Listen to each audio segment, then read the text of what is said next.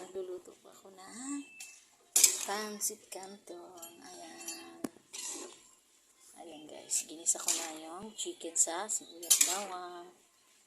Nilagyan ko siya ng squid ball. Ayan, hinalo ko na po yung squid ball at saka gulay. Ayan. Naluluto na siya. Ayan. Merienda. Kailangan po pero dalawang kilo nandun na sa taas. Guys, merienda na. Haluin ko na lang siya mabuti. Naluluto ko na po siya guys.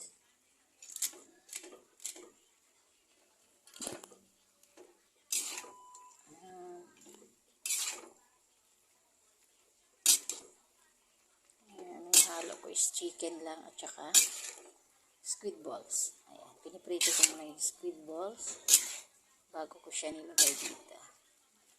Ayan, nilagyan ko na po yun ng pangpala. Ayan guys, luto na siya. Luto na aking pancit canton. Yummy. Ayan. Ayan guys, luto na siya guys. Ano lang to, kalahating kilo. Sobra. Parang ayun nga, ganyan. Kalahating kilo lang siya.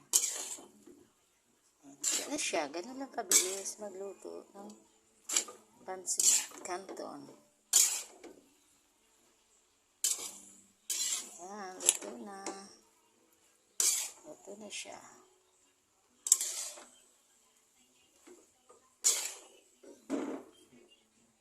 Thank you for watching. Bye.